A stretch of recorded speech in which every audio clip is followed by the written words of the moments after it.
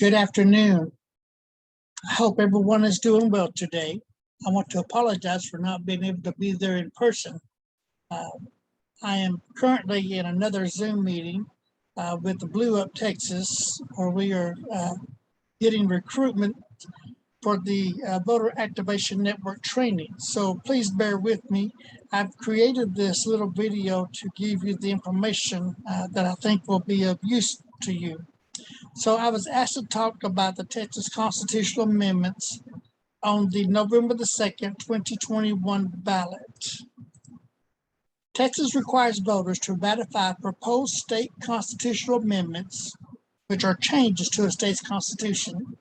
Texans will have the opportunity to vote on the following 8 proposed Texas constitutional amendments in the November the 2nd, 2021 election.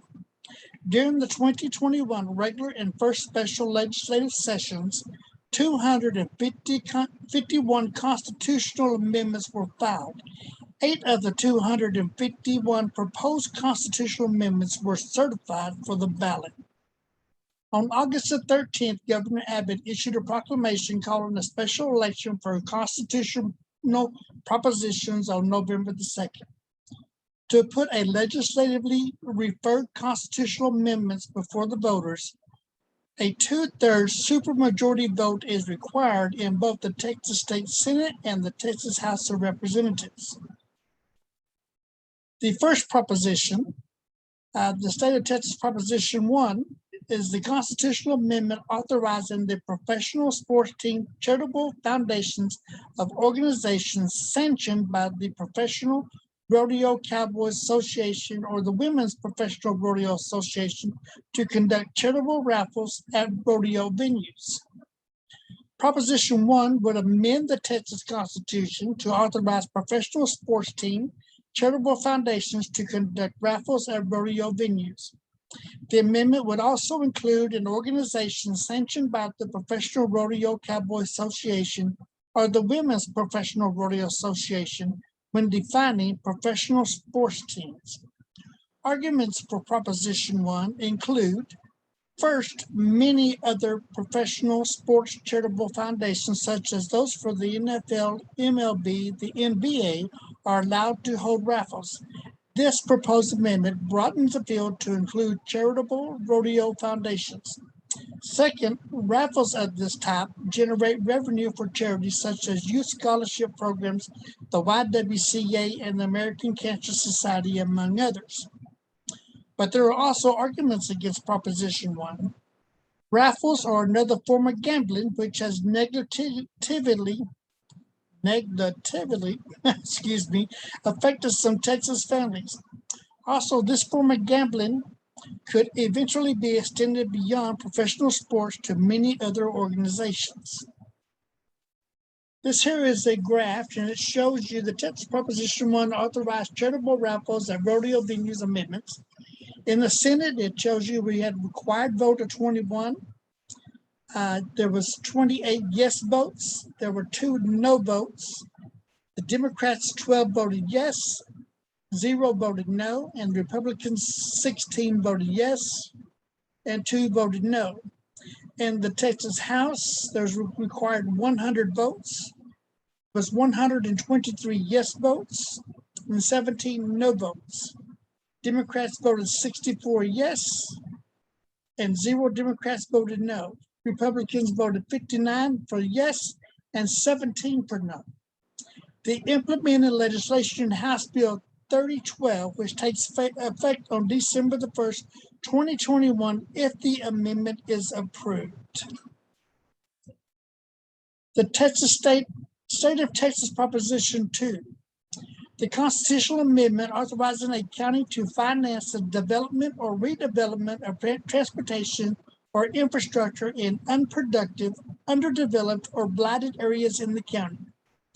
Proposition 2 would amend the Texas Constitution to authorize counties to issue bonds to fund the development of transportation and infrastructure projects in blighted areas.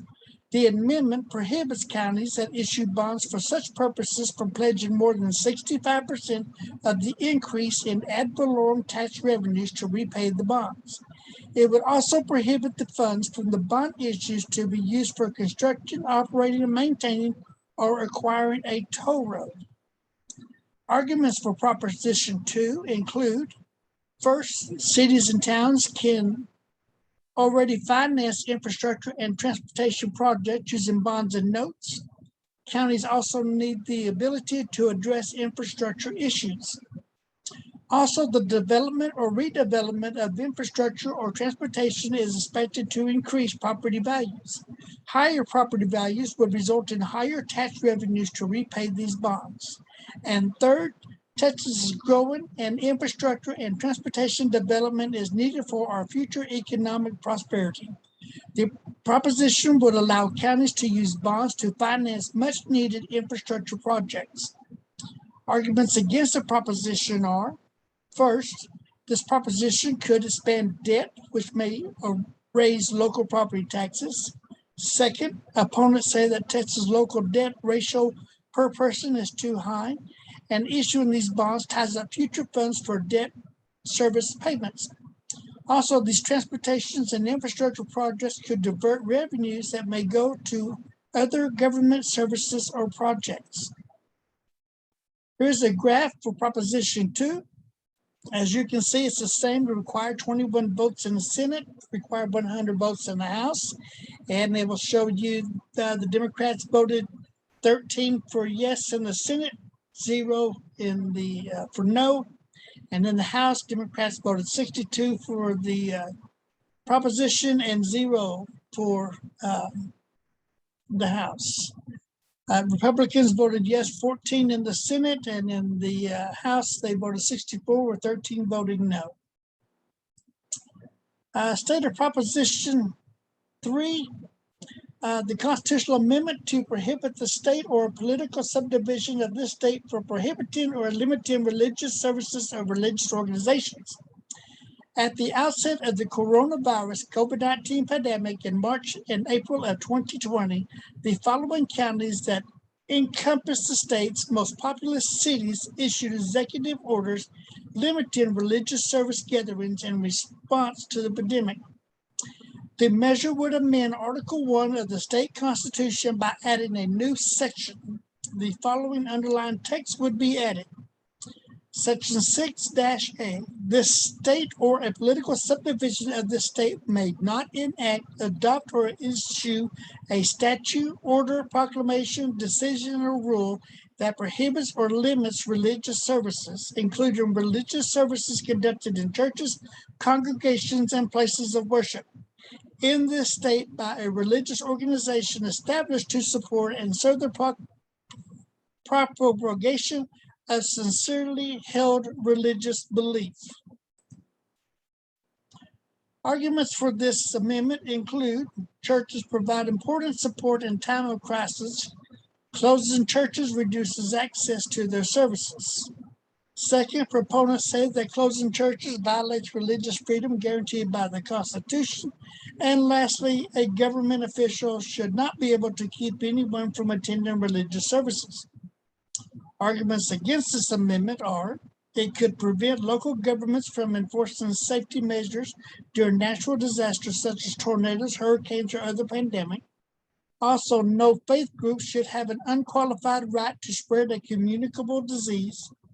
And existing law in the Texas Constitution adequately protects religious organizations. Here's a graph for Proposition 3. As you can see, the Democrats voted in the Senate, voted yes, 10 voted yes, 2 voted no, and in the House, 27 voted yes, 33 voted no. And the Republicans in the House voted 81 yes and 0 for no, and in the Senate, yes, 18, 0 for no. State of Texas Proposition 4, the constitutional amendment changing the eligibility requirements for the justice of the Supreme Court, a judge of the Court of Criminal Appeals, a justice of a Court of Appeals, and a district judge. Proposition 4 would change the eligibility requirement for a justice of the Supreme Court, a judge of the Court of Criminal Appeals, a justice of a Court of Appeals from 10 years of experience as a lawyer or judge to 10 years of license in Texas as a lawyer or judge on a state or county court. The amendment would also change the eligibility for a judge of the district court from 4 years of experience as a practicing lawyer or judge to 8 years. The amendment also specifies that in addition to being a citizen of the United States, candidates must also be residents of Texas. The amendment would take effect on January 2022 for candidates first elected for a term that begins on or after January the 1st of 2025. Supporters of the proposed amendments say that increasing the required number of years of legal experience for district court judges could result in better qualified Texas judiciary.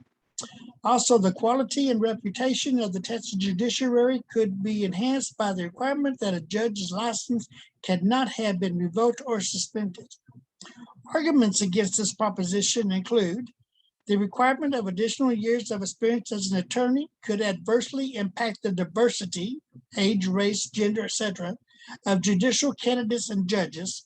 Also, the amendment would restrict the size of the pool of candidates eligible to run for judicial positions, which could result in a judiciary that does not reflect the population. There's a graph for Texas Proposition 4. As you can see, in the Senate, Democrats voted 12 for yes, 1 for no. And in the House, they voted 49 for yes and 14 for no. Republicans voted in the Senate, 18 yes, 0 for no. And in the House, 71 yes and 5 for no. So it's interesting to see where the votes are as we go along here. State of the Texas Proposition 5, the constitutional amendment providing additional powers to the state's Commission on Judicial Conduct with respect to candidates for judicial office.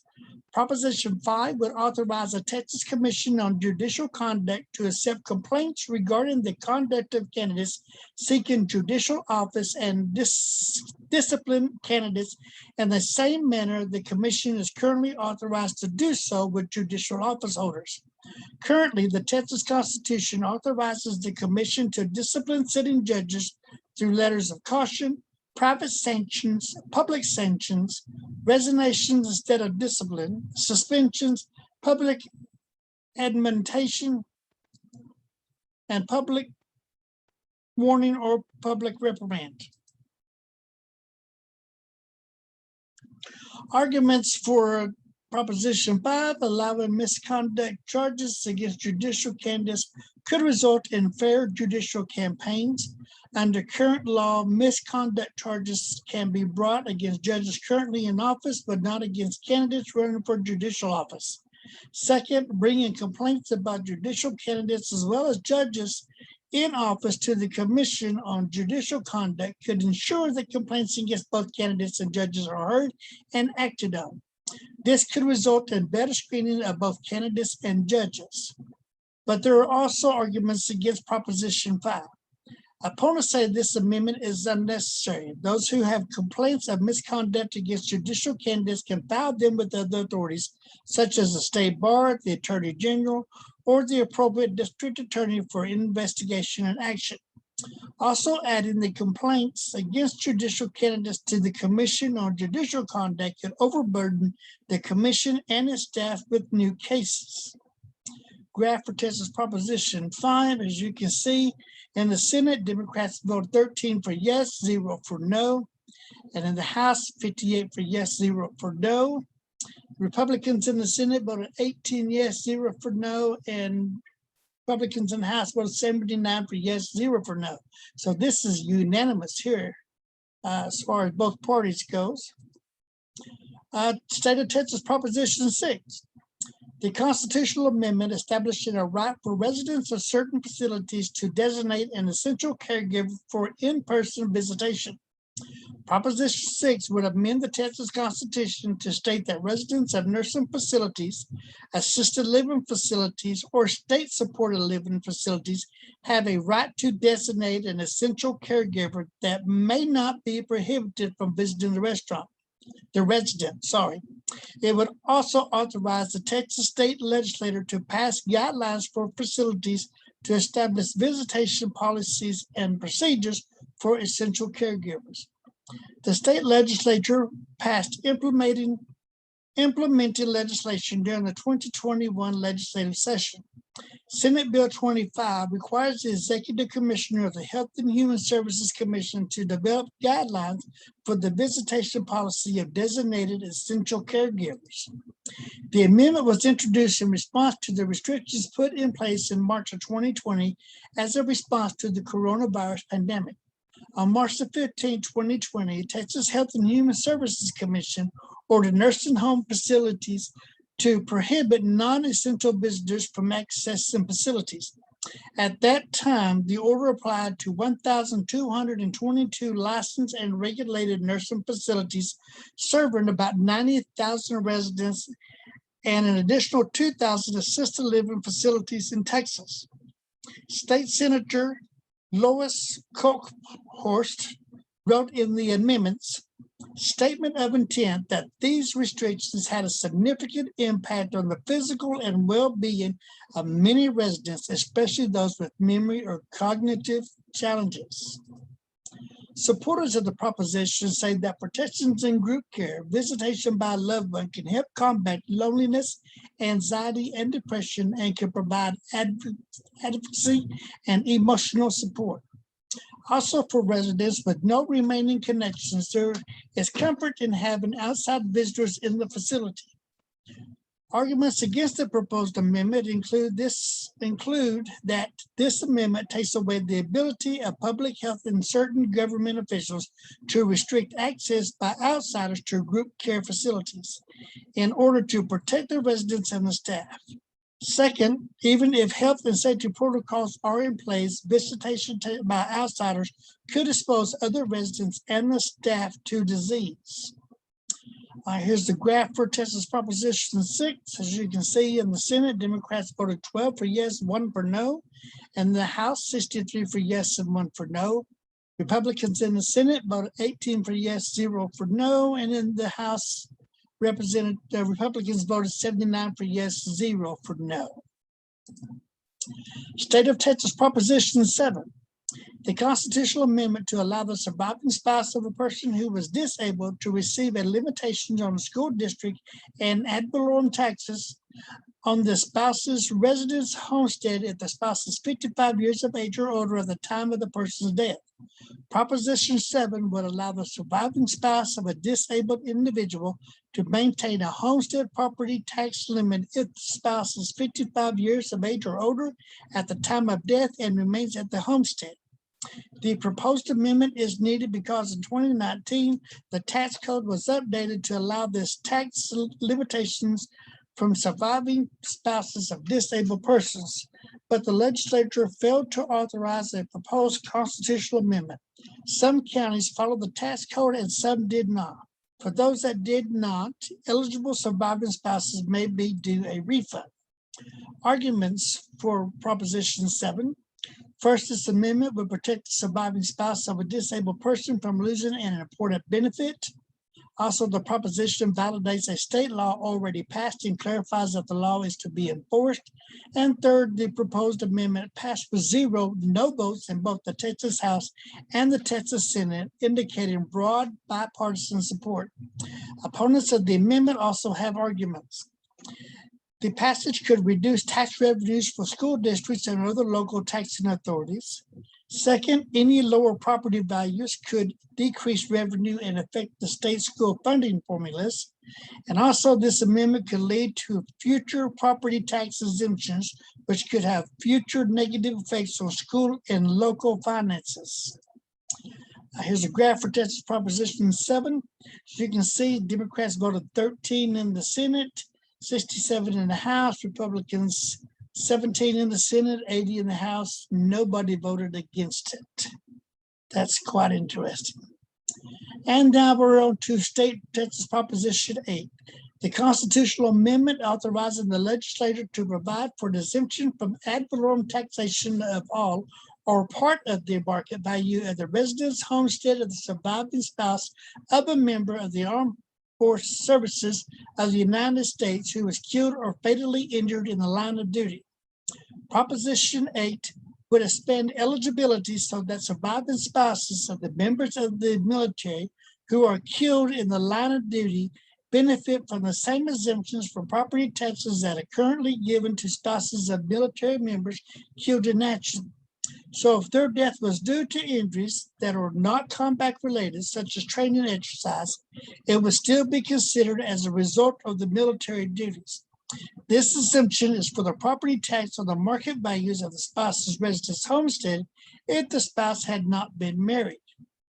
Arguments for this amendment are: first, this amendment would correct an oversight in current law to include surviving spouses of the military who were killed in the line of duty rather than in action. Also, these additional surviving spouses have suffered the loss of their partner because of the military service and should be provided the same benefit.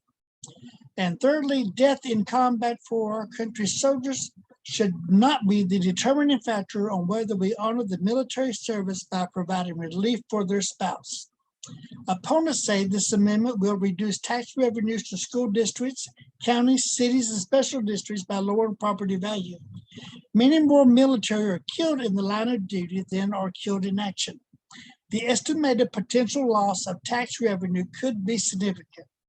Second, any lower property values could decrease revenue and affect the state school funding formula. Also, this amendment would expand property tax exemption to another group of people, which could increase the tax burden for other property owners. And there's a graph for Texas Proposition 8. As you can see, Democrats voted 11 yes in the Senate and 1 for no, and in the House voted 65 yes and 0 for no. Republicans voted 18 in the Senate for yes, 0 for no, and 75 in the House and 0 for no. Thank you very much. I appreciate you taking the time to look over this, and I hope that this provided all the information that you needed. Thank you and have a good day.